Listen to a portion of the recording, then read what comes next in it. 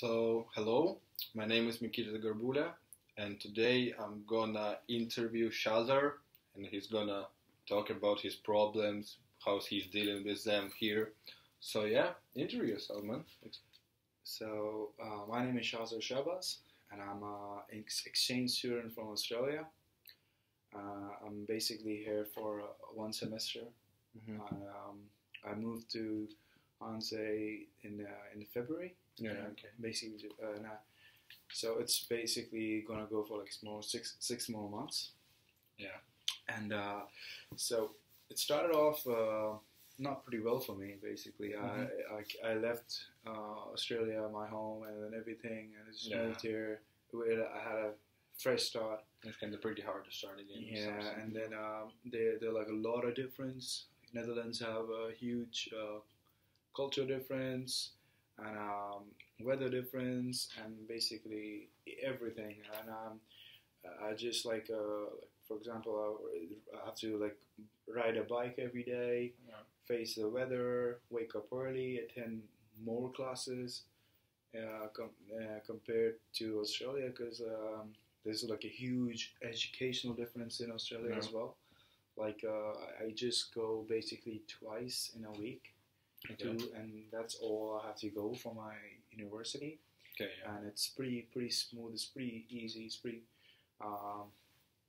well oiled. Yeah, however, here. Yeah, it's comparatively over here. Like I have to basically cope up with my studies every day because mostly we have a quiz or exam by the end of the week, and we have to be ready for it. Yeah. However, in Australia, it was just one assignment in the middle of the semester, and then just one exam at the end of the semester. So it was pretty chill, and and also my attendance. There is no strictness on attendance in Australia, but however, the Netherlands is pretty serious because I have few courses with me in which you have to write a very long report if you get absent. Okay. Yeah. And that's it's a bit strict. It's pretty formal. It's pretty strict. So that's pretty much the problem. So I guess let's start with the basic question. So of course, compared to Australia, there is a huge difference in weather. So it's kind of really hard to get used to it. So how are you dealing with it? So it's the problem is still there's not much dealing to it. Just accepting it basically. You can't. It's like I have to bike every day. Mm-hmm. And the weather when I came here was near to -4 to be exact. And my really university is pretty far from my accommodation, and I have to basically travel half an hour every day one side. Mm-hmm. And I have like fall sick a lot of times because of the because weather, it's pretty hard to get used to. and Yeah, in the beginning. so and also. I'm not pretty used to the harshness of the weather because like Australia is pretty. Yeah, it's it's not that high. It's pretty convenient and like also you don't need to bother yourself with some like winter clothes and stuff. Yeah, like even if it's something pretty harsh, both the extremes, hot or cold. Our houses are pretty well adapted to it. Our cars are adapted to it. So just one stage to another, you go, and it's pretty alright. However, like if you can't in the Netherlands, you have to stay outdoors most of the time, like biking or something. Yeah, so it's like to get so you somewhere, have to face the especially music in small here. cities. So, okay, so as you mentioned before, you've got some cultural differences and cultural problems, I would say. So, tell. Yeah, so the culture.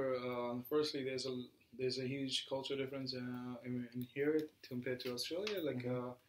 Like I said, it's pretty formal here comparatively.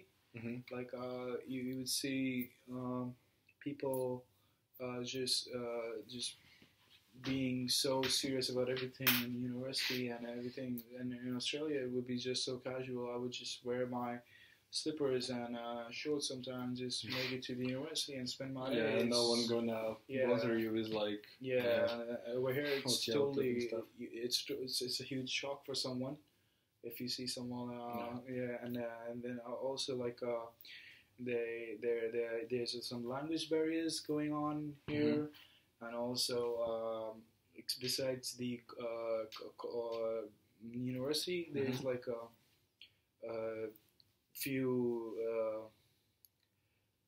So basically language barriers. And that's it. So, okay, let's move then, as you mentioned, a language barrier. So, what's the major difference between people speaking English here and like people, for example, speaking English in Australia? So, I'm interested in it. It's basically people in Netherlands have very good English, and there's no basically language barrier between them. Okay. But university like Hanze, which have pretty internationalized program, and they're like exchange students and Erasmus students from all over Europe and the rest of the world. Yeah, so like really cultural difference between there's like a lot of people studying over there from all over the world. So so most of the time you would see like it's easy to communicate within the Dutch community, but outside the Dutch community, it's pretty hard because like everyone's speaking in their own language with their friends, and so it's sometimes hard to communicate. And the English because they get used to speak in Dutch, so why would they translate something in English if they can just like explain in Dutch or something? And like you just sometimes not. Understand, and like sometimes it's pretty also hard to get the message across to other international students because it's pretty internationalized. So once there was a time when I went to open my bank account, because like it's the first thing you're supposed to do when you land to a country. And I went to open my bank account, and it was pretty hard for me basically because like it was a huge process, which required around 1.5 weeks for me. Because like it started off with just like they helped me basically open it, but then they sent me letters which weren't in English. Taking into account that like everything is Dutch over here because the national language is Dutch.